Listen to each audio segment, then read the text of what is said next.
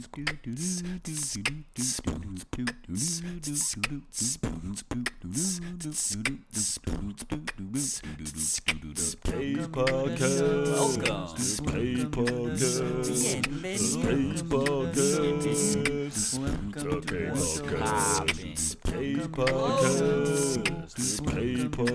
how the fuck are you?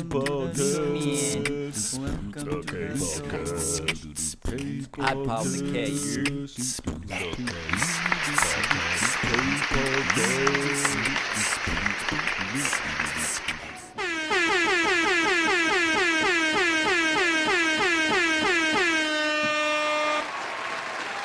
Welcome back, Pod Squad, for episode 102 of the kPodcast. We moving, man. I like that, man. That's big, yo. Congrats. We moving. Thank you. We got a special guest here tonight, Yoko. How you doing tonight? I'm good, brother. How are you? I appreciate you me, for coming. Absolutely, absolutely. So, quick little backstory. You and I met at the Music Placement Conference about a month or two ago where you were a speaker. Yep. So, like you did there, just give a brief introduction of yourself, what you do, and then we'll get into the meat and potatoes. For sure. My name is Yoko. I wear a couple of different hats in the music industry. So I'm an artist manager. I am a project manager. I'm a rights and royalty specialist. I'm a mentor, a consultant, and an educator. So all of these things kind of put together. My forte is actually teaching different creators, whether it's children or whether it's labels, like how to actually make money in this music industry, right? How to own their intellectual property, how to build successful brands.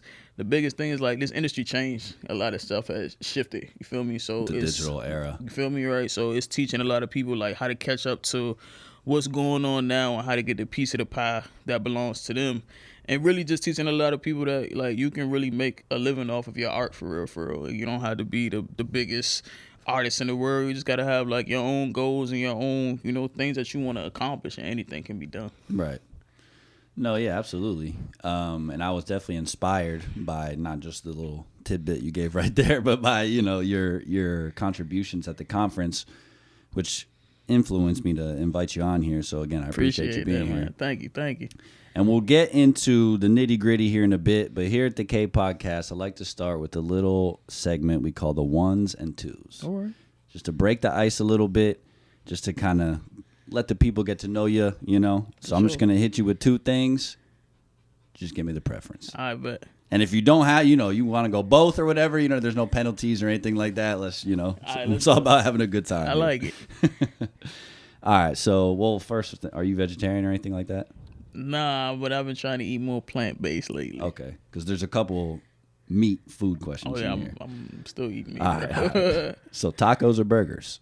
Tacos. Okay. We going fruit or veggies? Fruit, man. I eat like a 4-year-old. I don't even like vegetables for real. You feel me? Like, I've been trying to do better, but I hate vegetables, man. That's fair. I feel like they got to be prepped right, I'm a salad person. I'll eat a salad every day, for real. But anything besides that, I'm a child. It's green. Ew. It's not good. Ew. Well, and also, like, I say it's got to be prepped correctly, but I am also one of the weird people where I kind of prefer my veggies raw. I'm getting to that part too, though, for real. Like, I feel like that's how it was intended, right? That's how it's supposed to be. So right. You're probably doing it the right way. Right. We going sunrise or sunset? I'm a sunset person, I feel like. Okay. You ever lived on the West Coast? I have not. I went to Phoenix a couple times. I've not been to Cali, and there's always been this kind of funny thing with myself and my friends. It's like, when you go to Cali, you're never going to come back. Right. So I'm waiting on it. I think I'm going to go to the Grammys this year and finally get my Cali on. Cali stamp. Yeah. Okay. No, I'm not mad at that. I've only been there once to, like, the Bay Area, but it was definitely nice. Shouts to Cali. For real. We going beach or mountains? I'm a beach kid all day. I love the beach, man. Day or night? I'm a night owl. Okay. We going coffee or tea? Tea. I actually love tea. You said you had some tea right before the... Yeah, you feel me? I normally I have a cup of tea, 1 or 2 at least every day. Yeah. Like, I've never been a coffee person ever. You got a favorite tea? Normally like a honey lemon ginger vibe. I've been tearing Dunkin' Donuts ass up with like a hibiscus tea lately. I never thought I would even hear myself saying it. It sounds crazy as shit, but like, yeah, It's good. Right. I'm a tea person now. No, I'm not mad at that. I used to be a coffee fiend, and I feel like probably the past 5 years or so, I've definitely kind of shifted towards the teas for sure. We going reggae or dancehall? I'm gonna go with both on that one. That's fair. I'm gonna go with both. I would go with both myself. You feel me? Jamaica's. I feel like if I had any place I can live in the world, it would be Jamaica. So I just love the culture of both of them, to be honest. No, yeah, you can't lose, and there's no wrong answers either. You know. Hell no. So on music, we go in Chuck Berry or Little Richard. Chuck Berry, man. OG. He started that rock and roll shit. Right. Both OGs, but Yeah. Shouts to Chuck. You like physical books or audiobook? Both. Yeah. Both. I feel like they both serve their purpose. I feel like lately I've definitely been wanting to like turn the pages, but there's certain times where like my favorite audiobook ever was like the Will Smith joint. And one that he wrote? I don't know if I know about that one. yeah, so he wrote like his story or whatever, but when you listen to the audiobook version, he narrated it himself. So it's in his voice. He's telling the story. Sometimes if he's talking about a song, they like playing the song in the background type shit. So like for me, it's like a audio movie kind of in a way. Right. Depending on which book it is. So like I like both. No, that's fair. I think I hadn't heard of that one, but seeing it's funny because I assumed if you had an audiobook, the author had to read it. No. Right. I come to find out later some random person that has nothing to do with it. It threw me off completely. Yeah, I'm like, what the fuck is this? Threw me off. I definitely prefer physical book personally, but I feel you. What's up? You wanna come up? It's Tootie. It's Tootie. You're from up north originally, right? Yeah. Baltimore? Born in Baltimore, raised in what we call the DMV. Right. So DMV is totally DC, Maryland, Virginia. But for us who live there, right, so there's a metro rail system. There's like a train. If you can get to the place on a train, technically that's considered the DMV, right? Okay. But the, I guess, community that I grew up in was, it's called PG County, so Prince George's County type shit. And it's kind of ironic for me because DMV, or what would be considered more like DC, and Baltimore have like a rivalry type shit. We used to call it the Battle of the Beltway. Mm-hmm. So I was born in Baltimore, but I was raised out on this other side. So I literally have like both cultures. Best of both worlds. If you're not from there, you don't realize that a 45-minute drive is two totally different lifestyles. Yeah, believe it it means or not. a lot. Yeah, right. The music is different. How you talk is different. How they dress is different. And I like grew up mixed with both. True. It's weird. Hybrid. Yeah. Even when I tell people, it's like, you was born where? And it's like, yeah, but you grew up where? I'm like, yeah, bro. Like, I got the best of both worlds. Forever. I am the one. Yes. You good, sweetie? Relax. All right. Well, speaking of DMV, we going Pharrell or Timberland? Oh, shit. Both. I can never choose between them, Yeah. yo. Like, literally both of them are the reason why that started my love of music. Like, a lot of people don't know I used to want to produce. Right. And I was going to get into that. Yeah. I literally used to be like, I want to be a mixture between Pharrell, Timberland, and Missy. And to me, they was both from like Virginia, so it kept the DMV kind of thing going as well. So I could never choose between them, yo. Yeah. I love them. That's fair. I literally just added that. I love them, yo. That's perfect. All right, we got some throwbacks. NFL Blitz or NBA Jam? Oh, I'm gonna throw a different one in the NBA Street. Ooh, that might be a better one. That was my shit. That was my shit. Clearly. All right, that's fair. We got option C's around here too, if you didn't know. Barney or Big Bird? Oh my God, I fucking loved Barney, yo. Yeah. I had the fucking sheets, I had the book bag, I had the toy, I had the fucking tapes. Like, I loved Barney, yo. Yeah. Wow, people have no idea about that. We're peeling back the onion. Yeah, yo, these are good. See, that's why you gotta come here, yo. All right, well, we got a little rook here, so we going dogs or cats? Dogs. I have been introduced to cats now as an adult, and Yeah. I'm starting to unlearn some things, if you will. Right. But I'm definitely more of a dog person. Right. No, I'm the same way, and I feel like as a kid, I used to think that I disliked cats, but the truth was I was just ignorant to cats. Yeah, and absolutely. You meet enough cats.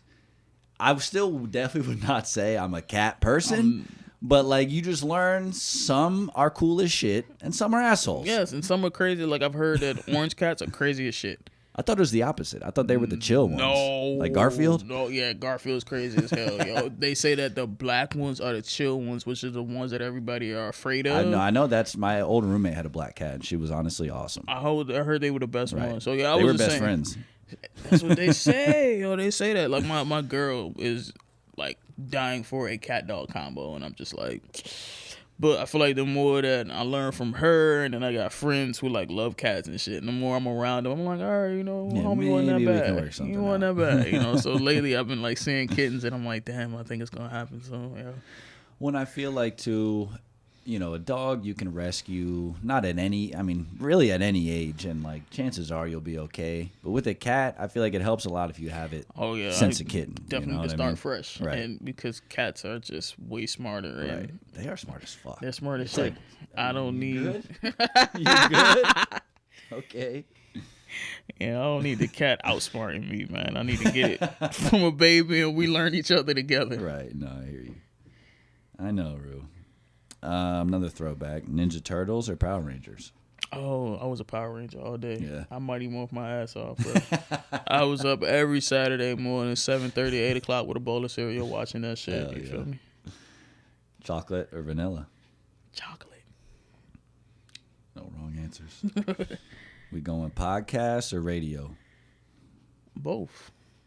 I like both. You feel me? And I do want to remind me to come back to the radio thing because I saw your post I earlier. got you. We going Nas or Hove? Oh, I'm a whole fan all day. Okay. Salsa or guacamole? Salsa. I'm learning to like guacamole now.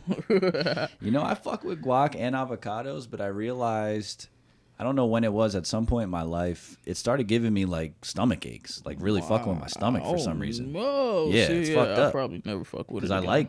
I like that shit, but it's not worth it. Nah, I'm a salsa kid, though. Smoothie or milkshake? I would say more smoothie now as I'm like getting away from the dairy shit unless I can find like a dairy free version. Mm-hmm. But I used to love me a fucking milk. I used to have a milkshake every fucking day. That was my, wind down from work. That was my reward. I went to work today, I get a milkshake. No, hey, that's a great reward. Hell yeah. That's a good reward if I've ever heard one. That's for sure. I got a sweet tooth like a motherfucker. Yeah. We team Apple or team Android? I have been converted to be an Apple. Yeah. I used to be Android, and I was like, hella on the Android only. And I got my first iPhone and was like, what the fuck have I been doing in my life? Yo? I've never went back. That's fair.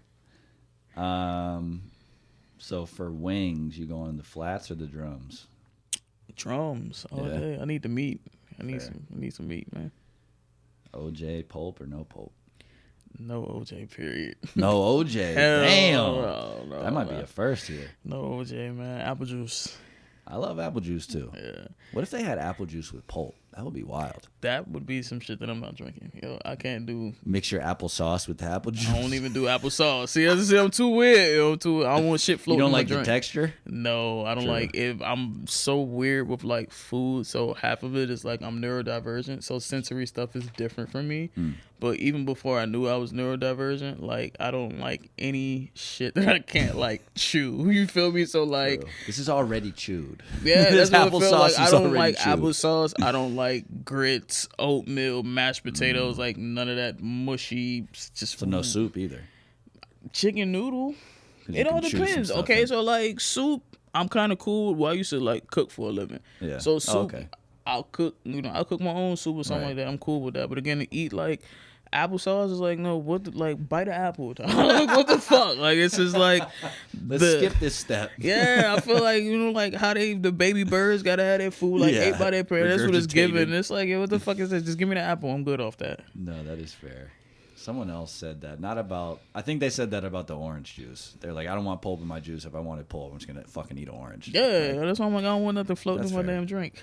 That's kind of, in a weird way, that's kind of why I do prefer pulp into juice, because it's a reminder, like, this is real fruit. juice. This is real juice. Yeah, it's not concentrated. This is not some fucking bullshit. Yeah, that's real. That's real. You like peanut butter? No. Oh, Yo, I'm such a picky fucking eater. That's what I tell people. Like, I am a 4-year-old, you guys. All right, well, this last question will be interesting for you, because you said, like, you have heightened senses. What did you say?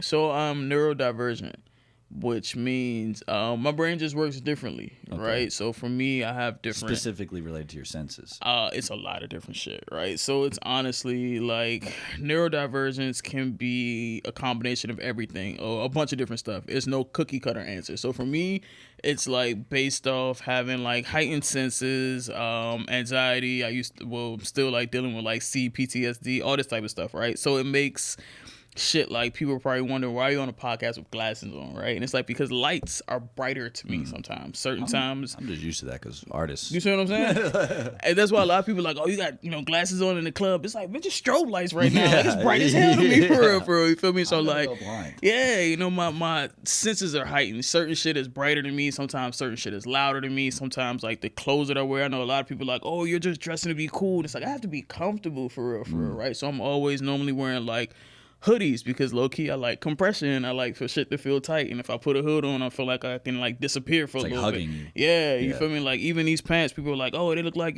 space pants. I'm like, they're flowy as fuck. Pants, yeah, you feel me? So it's like where a lot of people like, shout out to the fact that it works for fashion as well. For real. But it's all about making sure that I'm like just accommodating myself, and I'm learning this more as like being an adult and officially like getting diagnosed with it and all that type of shit too. So I just do shit differently. I do whatever like makes me comfortable and makes me happy, but not like worrying about what other people like say or think or all that type of shit. It's like, yo, I'm different. It is what it is. Sometimes I got a good social battery. Sometimes I'm here for a short time and not a long time. You feel me? Like sometimes shit's too bright. Sometimes shit's too loud, and I wear like different headphones, or I wear like headphones that silent shit. You feel me? Like it all just depends on what makes me comfortable in a different environment. Right. No, that's fair. So given all that, this last question usually is pretty heavy just because of the content of it, right? I like it. So knock on wood. I don't want this to happen to you, anyone you know and love, myself included, all that. If you had to pick, would you prefer to be blind or deaf, and why?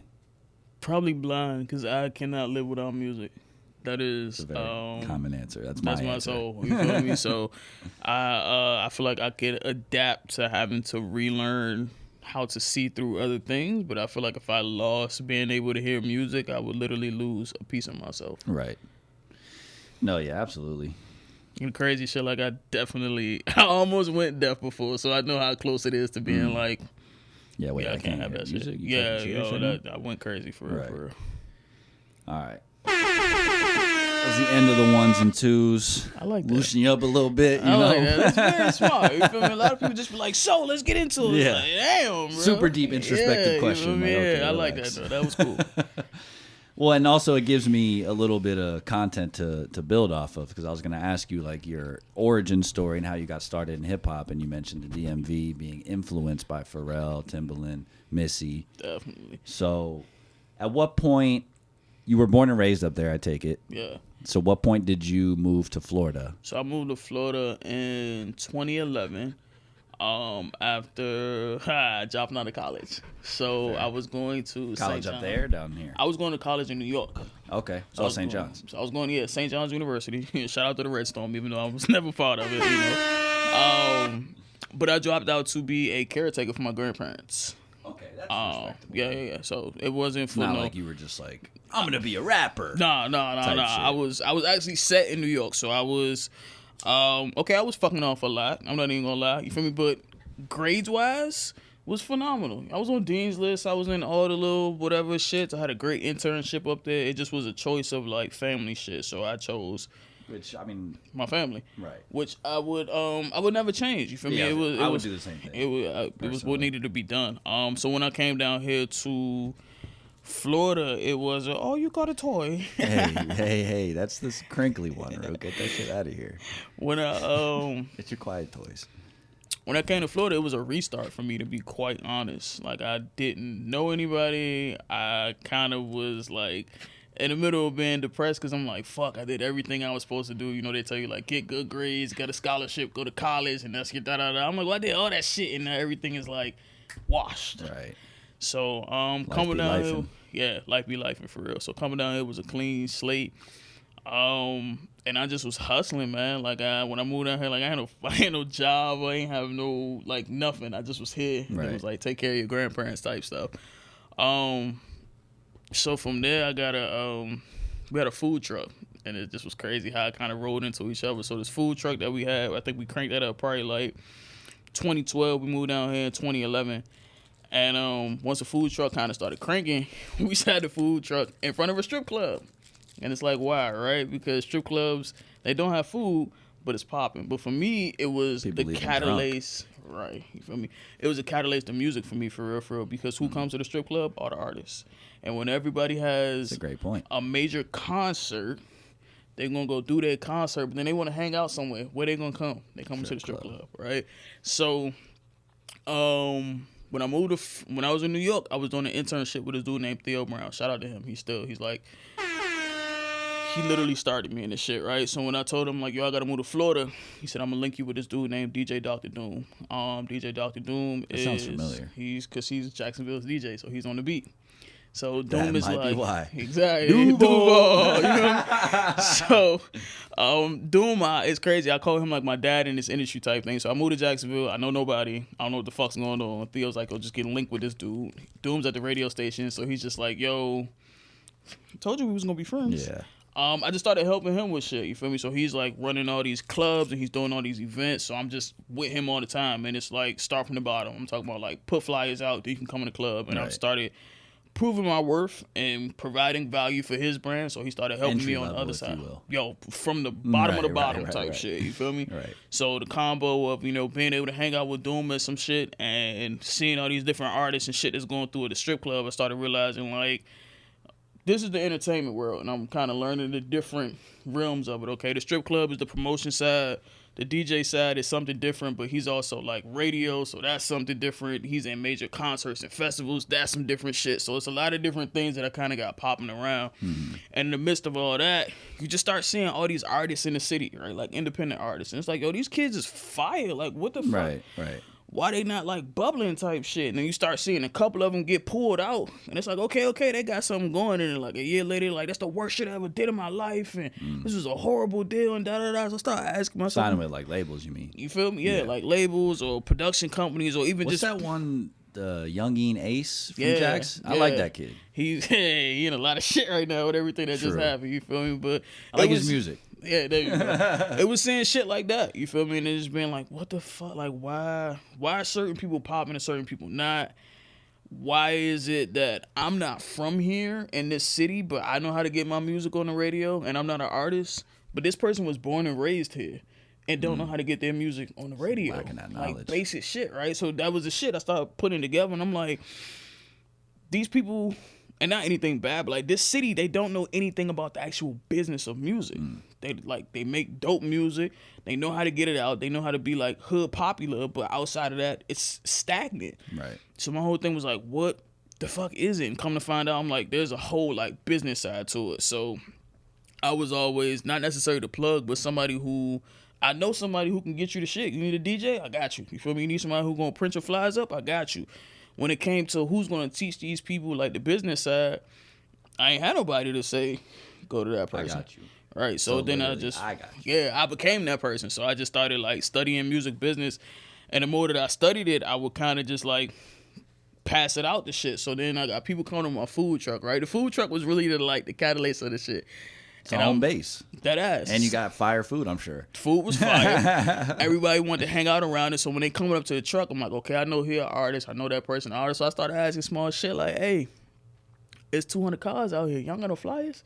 They like, flyers for what? And I'm like, because it's 200 fucking cars out here. Go put them on the windshield, bro. Like, what are you doing? They're like, Never thought about that. I'm like, do the DJ got your music in there? They like, nah. I'm like, well, how the fuck is it gonna get played if you don't give it to the DJs type shit? So then you start seeing like the next week, the kid come up and like, yo, I got flyers. So I'm like, yo, give me a stack, put them on the side of the food truck, and like, we're gonna help you push your shit type thing. I'm like, all right, now go in there and give the DJ the music and have him play it. And then, an hour later, you hear the song pumping out, and I'm like, he got the shit played.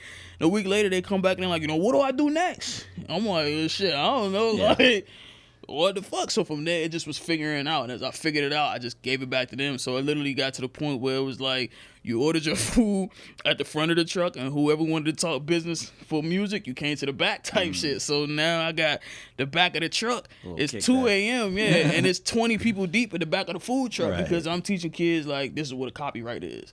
And this is, who you call to get your radio on, your music on the radio, and why y'all not doing this or this. So then I feel like a combo of that with also working with Doom and showing him the more that I'm learning on the business side too, it was on some shit where like, well, if you want your music on the radio, you gotta go to Yoko first so she can make sure the paperwork and shit right. Then I became the paperwork lady. Became the official middle So person. it was a win though, because it was like the artists I was working with, I mean, you already know what Jacksonville is. You feel me? Like, if we was in the trenches with a lot of these artists. So sometimes I'm dead ass in the traps for real. And I'm trying to, I gotta sign you up with ASCAP, bro. I gotta sign you up with BMI. I don't know what the fuck that shit is. Never heard of that shit. Yeah, just do it type shit. You feel me? So it just started teaching them, and I was like, yo, the crazy shit is like, these people from these, major companies and shit, they'll never come to these communities and like teach these kids. You feel me? Like, hell no, because then they can't rob them. You see what I'm saying? So I feel like once I put all those pieces together, I'm like, oh shit, if I learn this shit and I teach it and give it back, then he gonna teach his little brother, then he gonna teach his little friend, and we can literally like start changing the whole industry for real just by educating. So that's kind of where it all started. So then after that, I just was like, I'm gonna make a company, and shit, we've been rolling ever since for real. Shout out to KRS-One. Knowledge reigns supreme over nearly everyone. Dead ass. Are you an older sibling? Technically, yeah.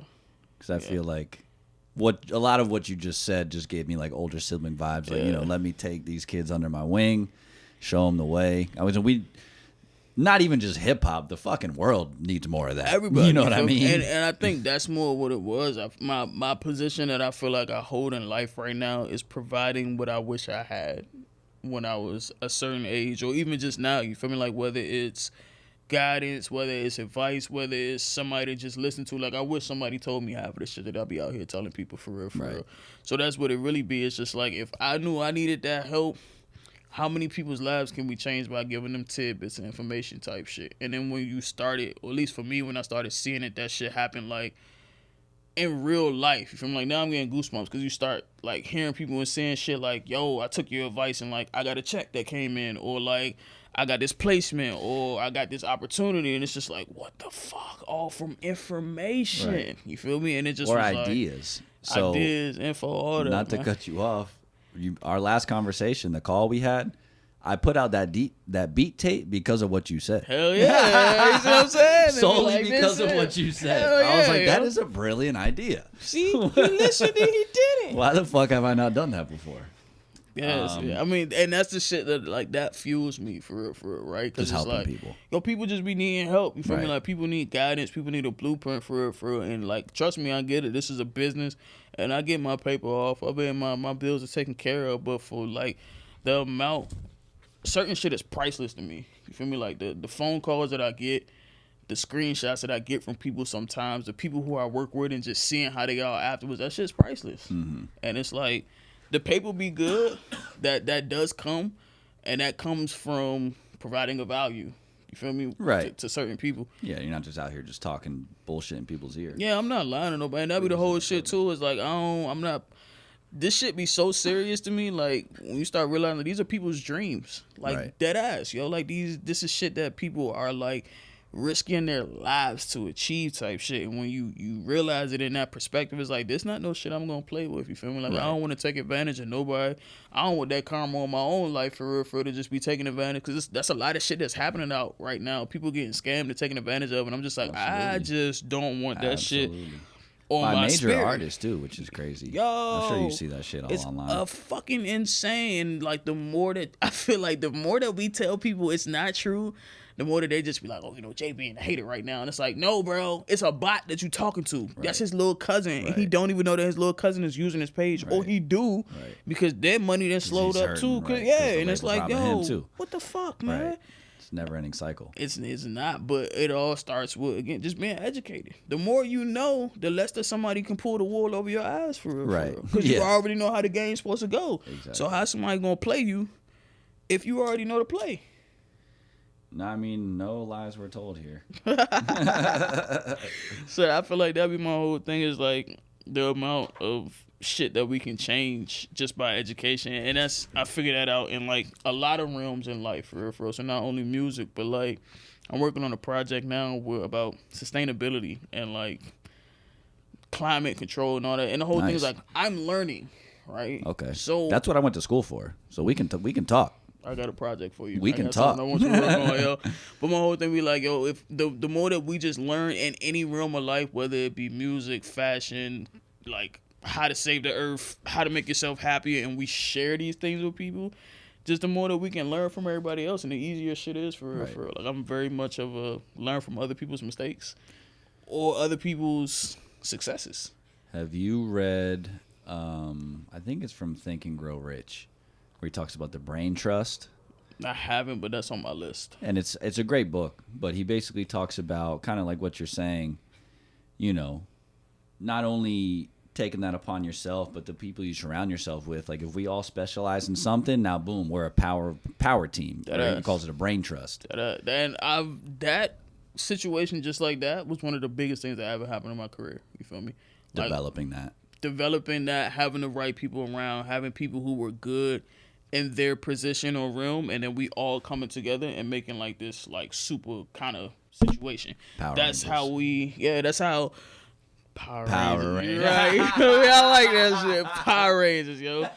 But like I got my first opportunity to go on tour in 2018, and looking back on that shit, that's exactly what it was. You feel me? Like all of us had our own expertise and we all put that shit together. And while I was with them, and I wasn't with them for the whole tour, but I think I did like maybe 2-3 years with them. We had like 30 different cities in the whole. We went to Dominican Republic, all this shit. Nice. All about like teaching music business. And I'm like, and it's because everybody came together and was comfortable in their role and let everybody do their shit. You know what I'm saying? Sometimes when you work with teams, it's like, nah, you don't want that person to be that good, or you fully don't let people like spread their wings type shit. 'Cause people be nervous that you gonna overshadow them, so they'll clip your shit. Ego.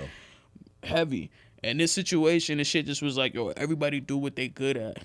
And that shit, like, we thrived, man. Everyone play your role. Everyone brings something to the table, so everything's balanced. If everything's playing their role, if everyone is playing their role, and you know what I mean, holding their weight, then boom. It worked, man. Right. It worked. Plan executed. Teamwork make the dream work, for real. So, just speaking of like mentoring and all that, do you have, outside of like getting your paperwork in order, do you have any, I guess, kind of generic advice for any young artists who might be watching this who have never met you and they don't know anyone like you, that they can take to heart to kind of be guided in the right direction? You know what I mean? I feel like I tell everybody like the two same things, right? Number one, learn this shit for yourself.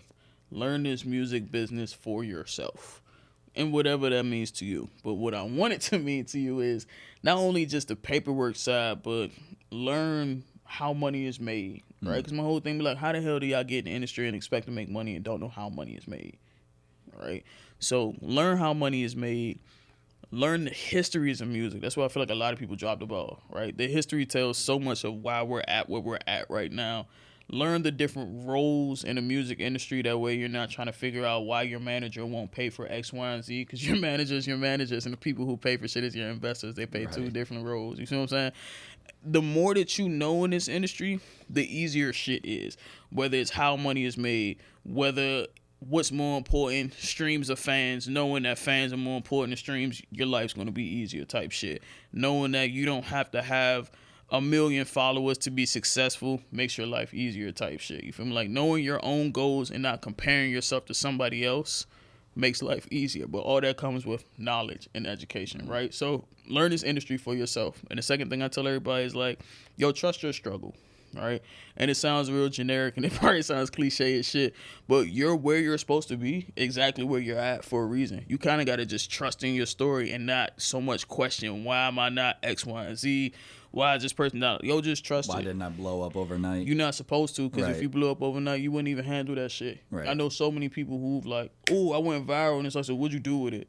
How much money did you make from it? Right. Nothing, because you never had it set up. You were not prepared for this influx of when people come. Cool, you went viral. You have not one product. You don't have no T-shirt. You don't have no mug. You don't have no subscription list. You don't have no You don't have no product. You're not ready for it. You feel me? That's why you haven't blown up yet, because you're not ready for it. Now, when you're prepared for it, because when preparation meets opportunity, that's when shit happens.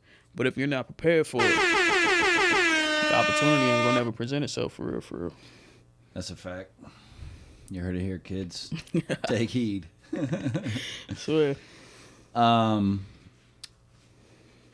yeah, and I mean, I didn't get into hip hop until probably college, but I was like in bands through high school and shit, and we were, just idiot high school kids, just like, we want to play a show at your fucking bar, you know what I mean? Like, not knowing what the hell we were doing, splitting $20 between 5 of us type shit, but like, hey, man. 4 for 4, man, that's all you need. Right, Yeah. right. And yeah, when you're 14, 15 years old, ain't bad. Yeah. But no, yeah, knowledge is key. Absolutely. So you mentioned earlier, kind of in your origin story of hip hop, you originally wanted to be a producer. And I know because of our call that you said as time went on, you realized management was really the route for you. What drew you to producing over, like, I feel like everyone wants to be a rapper, you know what I mean? So what drew you to that, and then what changed your mind from that to the management route? I've always had just a love for music, right? And I feel like I've always, and this is probably, now you learn a lot of shit about yourself, what you did as a kid as you got older, right? So for me, I was always tapping and beating on shit, right? So I was always, if I got 2 pencils, it's going down. If I got 2 spatulas, it's going down. You feel me? I was always just tapping, rapping, fingers, just going ham. My mother used to always be like, stop beating on the goddamn counter, on the counter type shit. Now that I'm older, I'm like, you were stemming for real, right?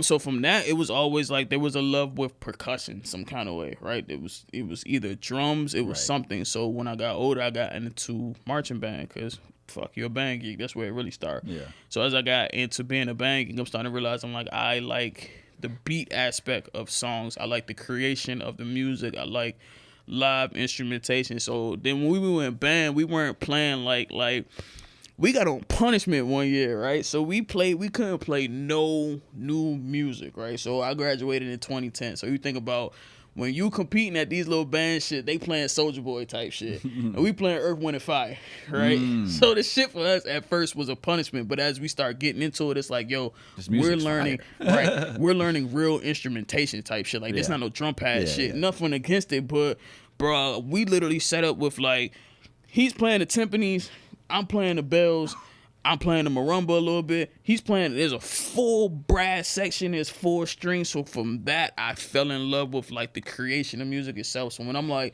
what job is this? Because you're in high school, you're trying to figure out, okay, well, how do I take this fun that I'm having in this band room and make this shit my life? Right. And you start realizing like there's a job called production where you make beats for a living type shit. Like that's what you do. So I'm like, yo, if I can find a way to make money and just make beats for a living, that's what I want to do. So then you put 2 and 2 together. I'm like, that's what Pharrell do. Mm-hmm.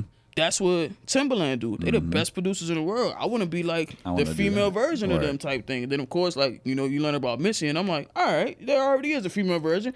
I just want to be that cousin too type thing. I want to be the next one. Right, you know what I'm saying? I just want to be in that family. So I'm like, bet, I want to produce. So when I graduate high school, in my head, it's like I don't quite know how to dabble into production. But hopefully that's what college will be, is me figuring out like how to actually get into the studios and like make beats. So at that point I had a keyboard. I remember having a picture of like an MPC on my wall. Like that was my dream, piece of equipment to get. And I used to watch Kanye videos of him chopping up beats and Ryan Leslie every single day. Word. You feel me? Every single day. Beats of Pharrell chopping shit up every single day. And I'm like, I just study the greats. That's what I was always taught. Study the greats. So I'm watching that shit all day. I'm in class. We got drum pads. I'm fucking just beating all over shit. Like, I'm figuring it out for real. So fast forward, I go to college. I'm in New York. I'm in St. John's. And I'm working with Theo. And I'm just learning a whole new side of this shit. So Theo was behind a lot of brands that kind of got popped. So I'm talking about, I'm seeing shit from Beats headphones when they first started. I'm seeing him work behind Lady Gaga. I'm seeing him do deals and tours and shit with And One. I'm seeing him like work comedians and shit. He's working, I think Charlemagne used to have like a podcast called like Brilliant Illy, something like that. But I'm seeing him do a whole bunch of like shit, and he not in no studio. You feel me? Today's task is like, yo, I need you to sit in the car for a minute because I'm about to go do this deal for this And One shoot, but like I don't want to get my. So it's like, what the fuck? I guess a lot of shit going on. I'm like, this is not in the studio vibes, but it's still like music shit. He was booking college tours, so we did a show at Hunter USG, and then it's just seeing him do a lot of shit. You got the biggest homecomings, Howard Homecoming, North Carolina Aggie Fest. He's behind all this shit, booking all these artists for real. So that was my job, was helping to book the artists and secure the contracts and shit. And He's like the plug for everything. That ass, you feel me? So we did a show, Hunter USG in New York at their college, Fabulous and J. Cole. So for me, again, this is 2010, 2011. J. Cole's blossoming. You feel me? Like, right. Bubbling type shit. So I'm already infatuated with J. Cole. J. Cole went to St. John's. I'm going to St. John's at the time. Oh, right? nice, yeah. J. Cole was from Fayetteville. My family was from Fayetteville. So I'm like, oh, this nigga got the blueprint in my shit. I didn't know that J. Cole had one point like low-key intern for Theo. So I'm like, holy shit, right? Word. The concert comes, and I remember him telling before, like, he's teaching me how to, like, literally wire this money over to him. He like, yo, I want to send him, like, X amount of extra bands because, like, that's my guy. And I'm like, damn, bro, like, you got juice to just be sending the extra 10 bands like that? Like, what the fuck? So we doing all this shit. We get to the concert night. Now, at this point, I had brought my homies on with me to, like, be interns, too. So, like, my homegirl, she got her role for the night. She got her role for the night. This person got their role for the night. He like, yo, Jay, your job for the night is to hold this envelope. I'm like, what the kind of pussy shit is this, bro? Like, nah, dog, they got big jobs. I want a big job. He like, yo, just trust me. Every hour he asks me for the shit. I'm pissed because I'm like, fucking envelope, dog. It's a bullshit type thing. End of the night, come pop the envelope out. He like, yo, open it. It's a fucking check. $100,000 in his name. So I'm just like, hey, bro, what the fuck did you do? Bank now? Right. You feel me? Like, what did you, but then I'm so confused. Like, what the fuck did you do to get $100,000, yo? And he's like, this is what happens when you're on like the business side, when you can be the one who's like orchestrating the deals, orchestrating the plays and shit like that. And then I feel like once that night, I just was like, fuck that. I want to learn how to make this kind of money type shit. You feel me? He was like, yo, I'm going to just teach you more of the business. So that was where my pivot went, was just realizing it was a combo of hearing like the producers never make money and being like, oh, this motherfucker just got 100 current. Yeah. So I'm going to go on this side type shit. You feel me? But it just was, he kind of opened my eyes to like the business sides when it comes to like brand deals and opportunities and shit like that. And it's crazy because that was years ago, right? So fast forward now, shit, Theo just got a deal with Versace the other day. Nice. He still works with Soulja Boy. So a lot of business deals and ventures and shit you see with Soulja Boy, that's Theo pulling the strings behind that shit. The Big Three, the basketball league, that's Theo pulling strings behind this shit. So it's like I just learned from somebody who was like, he learned how to master how not to be in the studio type shit. You feel me? And once I seen that side, I'm like, so you don't have to be in the studio to make money. You don't have to hold a mic. You don't have to perform. There's other ways to this shit. And I think that exposed me to like, there's a business side to this industry. It's almost like consulting. It is, yo. It is. It's consulting. It's booking. It's kind of like middleman and shit. It's bringing the right people together. But overall, it's building a network of reputable people who you can like put some shit together. Okay, you want to do some shit in sports? You want to do some shit in sports? Well, let me introduce y'all. Next thing you know, we got Big Three type shit. You feel me? Like, oh, you want to do X, Y, and Z, and you know, Soulja like this. Okay, bet. Well, now Soulja Boy got his own gaming platform and all this type of shit. You know what I'm saying? All from putting the right people together. So seeing that young was like, the power is in the people and the connections for real. It's not always happen to be in the studio. And it's nothing against that, but I feel like once I learned that, I just pivoted a little bit and was like, there's other ways to make money besides the music itself. I feel like that and learning, what's his name? Steve Stout, if I'm not mistaken, who has United Masters, who his whole shit was like getting people brand deals and opportunities. So watching them together was like, damn, this shit's bigger than just the music itself. Let me learn this side over here because I feel like the music side will be easy for me because that's a passion. I'm going to grasp that shit. Let me learn the shit that's hard first, which is everything that I've been studying these last years. It's like, okay, now that I don't feel like I mastered it, I feel like I'm pretty good, but I'm always a fucking sponge, you feel me? So now that I know this side, how money can flow and how we can make money, now I'm getting back onto the side of being creative because now I feel like I can merge them together good by being organically and authentically ourselves. Like, cool, you like to make lo-fi music? Cool, make your lo-fi music. Let's put this shit out. But let me link you with Calm so we can get a deal going type shit. Let me link you with, some of these little meditation apps or these little calm down drinks type shit because they'll pay you for that shit, bro. So make what makes you happy. Let's learn how to make money off of it. And you're going to be super happy because you're making art that you like and you're getting paid from it. We're going to talk after this episode.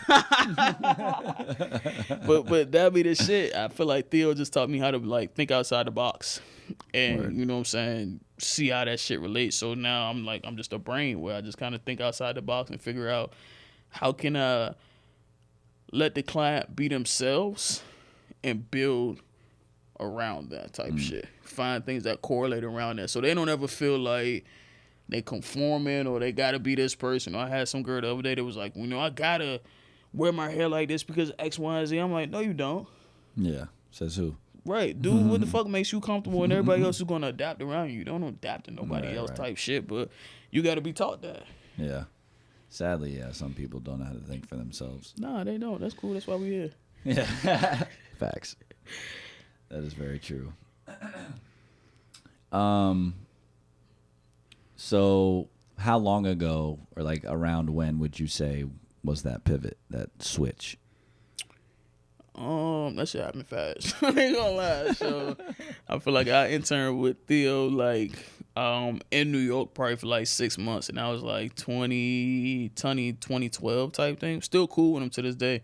So I would say up until that night in 2012, I wanted to produce. I've never looked back ever since. Like That was definitely the turning point. That was it. Yeah, I've never like made a beat again. I've never hit a drum pad again. Like none of that shit. You feel me? Like that shit just was like, yeah, we're gonna sell this keyboard and you can have that shit. And I'm finna go buy this book and enroll in this class and figure this shit out. Yeah. No, that's fair. I'm definitely not mad at that. And with that, like you said, comes more opportunities, more branding deals. You want to get into this BandLab collab? For sure. Break it down for us. BandLab was dope. So I've collabed with a couple of different companies this year. Low key blessed to have them all. BandLab was thank you. BandLab to me was an opportunity that I kind of grabbed at the range. So I'm not even gonna lie, right? So that was the email joint you were talking about. Yeah, so yeah, break that down. They sent me an email, right? And the email was like, "Hey, what's up? We see you're like an artist. Kind of tune in with us type thing." And normally, like, I get these generic ass like emails all the time, like, "Hey, we love your music," and my shit's like, "Cool, what's your favorite song?" Because I ain't got nothing else. What the fuck are you talking about, right? Right. So I emailed the dude back and was like, "I'm not an artist, but I feel like I might be able to help y'all on some stuff because I'm not an artist." And then there was a gentleman, I can't remember his name right now, but he was from the BandLab company, and we worked as judges together on a festival. So I was like, yo, I've heard of y'all company before through this dude. He seems like a cool ass person. I'm not an artist, but I might be able to like help your artist type shit. Let's chop it up type thing. So shit, shout out to Brian who made all this stuff happen. Jumped on the Zoom with Brian, kind of just, talked it out. This is what I do. I help artists. We want to teach them how to make money, blah, blah, blah, blah, blah. He just was like, that's perfect because they just opened the distribution side for BandLab. So he's like, that might help people who, cool, once we push through distribution, what they're going to do next type shit. You feel me? It's like, that's what we might be able to, help you. I'll do some webinars with them, X, Y, and Z. But until then, he's like, yo, we got a couple new opportunities going on if you just want to do like some some like promo videos type thing. I'm like, bet, let me vet it and make sure it's actual like value, right? And then we'll go from there. Because my whole thing, like I promised myself this year that like if I'm not providing value either to the artist or the community, I'm not doing it. So like I dropped clients, and I'm talking about like clients who like that one client paid all my goddamn bills type shit. I dropped it. There are certain clients who I don't care what music you make, you can do what you want to do. But certain shit made me feel like I was enabling. So I stopped. You see what I'm saying? So with the BandLab situation, I vetted it. I checked it out. I felt like it was an actual value for artists, whether it's using their distribution platform, whether it's using their beats, whether it's they have this whole thing for if you're trying to get opportunities because they're linked with Reverb Nation. Damn, I haven't heard that in a while. Reverb Nation is actually Reverb Nation. All that shit is owned by one company, low key. That's the whole thing for me. So my whole thing was like it's kind of like a one-stop shop. They being transparent. You feel me? Like they not, oh no, we're gonna take your royalties, none of that. Yo, make your beat, record your song, distribute that shit, pitch it for sync opportunities, license, all this shit all in one spot. So for me, I'm like, that is something that I feel like artists need. Right. I feel like that would help. I see artists who, you know, in the middle of me doing this deal, I had an artist who was getting beats from, not even going to say where it was from, but this online site where you can get beats from and whoever can get them can do it. And I'm like, yo, this shit's terrible. Like, the contracts are terrible. We can't find no PRO information to even give them credit type shit. And I'm like, damn, you pay how much for this shit? You pay $200 and you don't even know the person's name versus like BandLab was like, yeah, the highest beat on here is like $50. I'm like, fuck. Make the beat, record it, distribute it, all this in one. Yeah.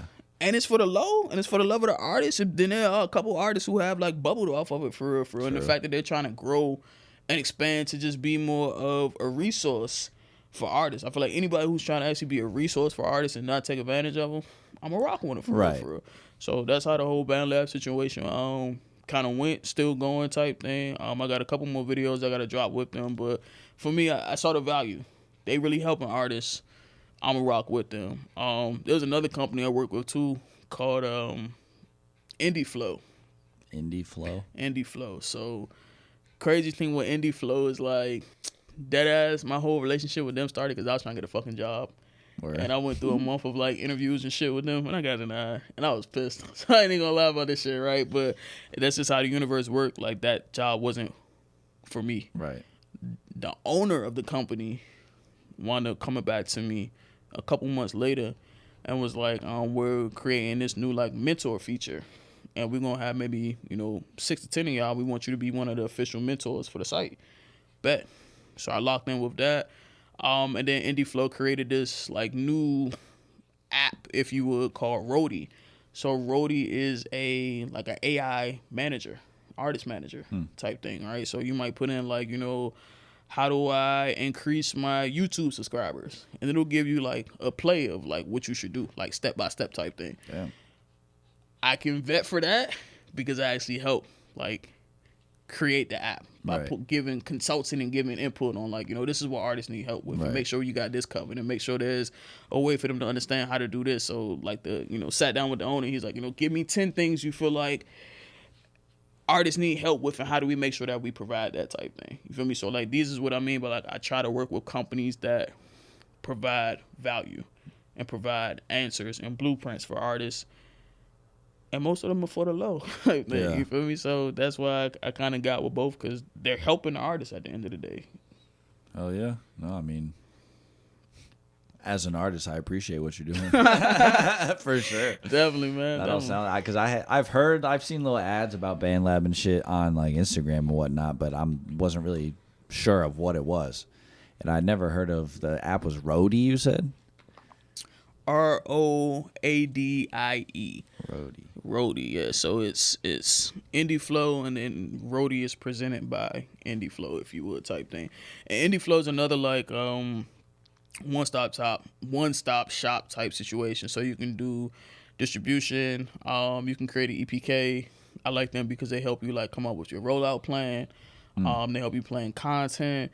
They help you link with different venues so you can get yourself booked. So there's a whole like Rolodex of like tell them what city, state, country you might be in, and here are the people that we're linked with. You can pitch yourself directly in app to these different people. And then on top of that, you can also have like mentor calls. So it's like people, myself, but then there's a whole bunch of other people who have like specialties. Like, yo, you want to figure out like touring? Like, cool, go book a consultation with whoever the touring specialist is, and they're giving people like credits. So like sometimes when you sign up, it's like, yo, here's 2 free credits for mentor calls, and it's not like we sit on the phone for like 2 minutes or some shit. Like, yo, we sit on the phone on the Zoom with these people for an hour, and just let them like spew that shit out type thing, and then they can take it, go back right into the app. This is what I learned. This is my homework. Now I'm gonna make a rollout plan based on what I was given type shit. Again, blueprints, advice, value. That's what I want to make sure I provide anytime I'm touching something. Hell yeah. No, yeah, I mean, that's very admirable. I appreciate your service. Absolutely.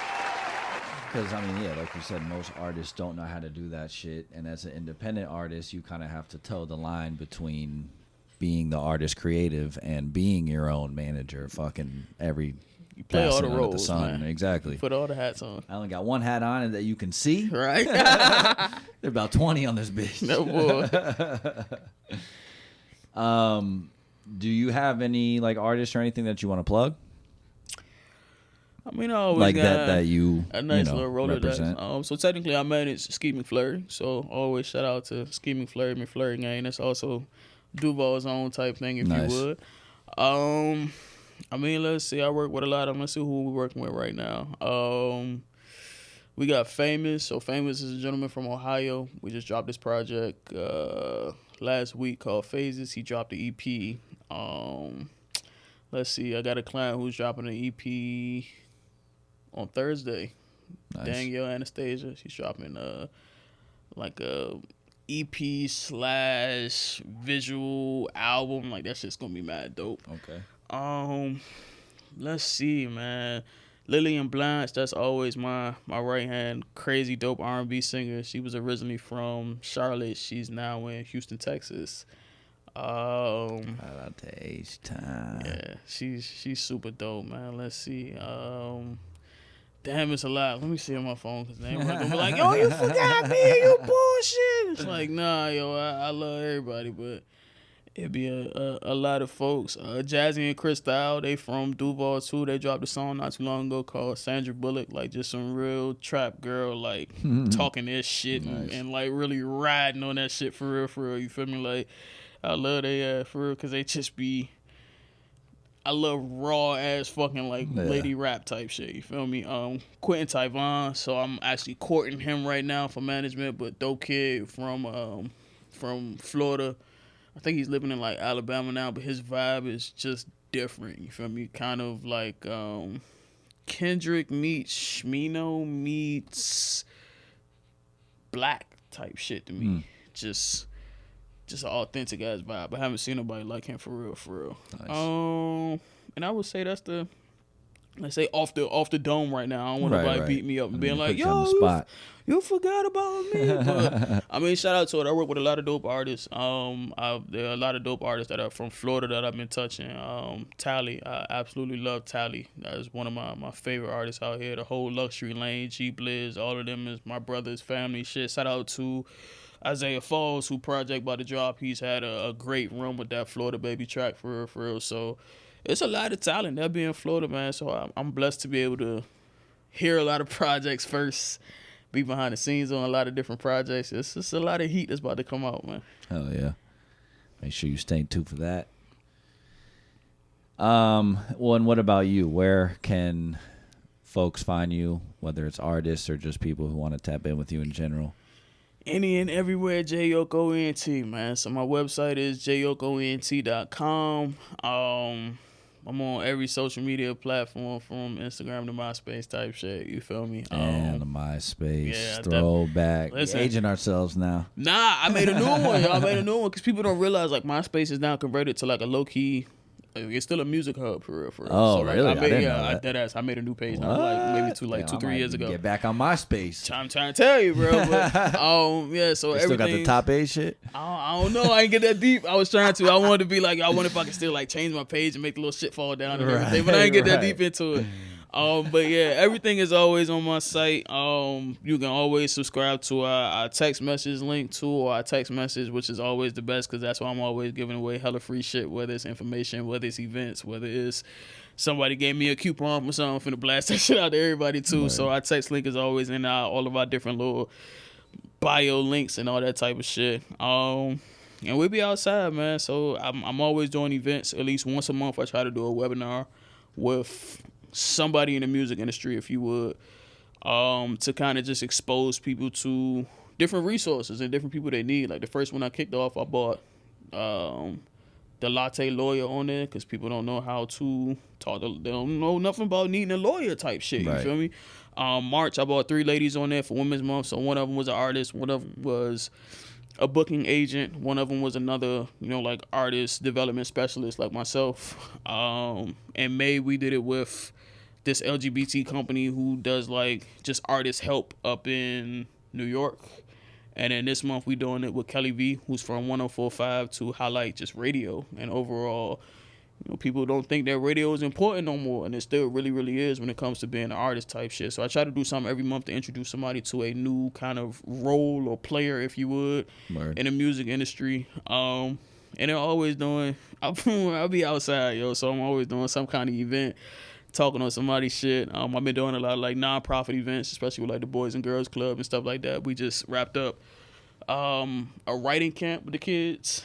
So like songwriting. Yeah. Oh, nice. So in April, with the Songwriters Association of Florida Songwriters Association, led by a gentleman named Steve, kind of just bringing shit together. We got a grant from the police department, $10,000.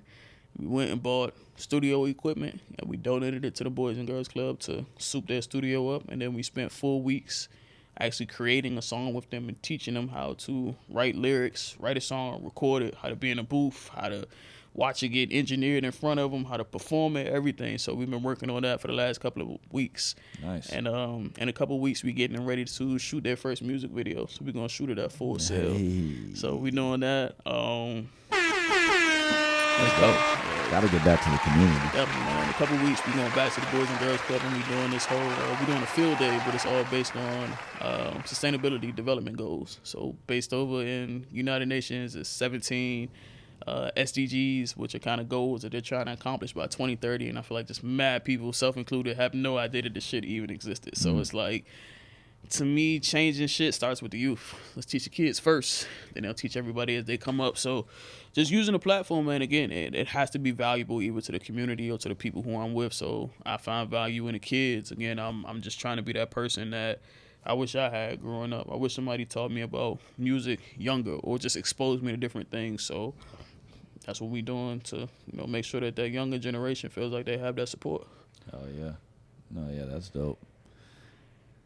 Shit, you've inspired me.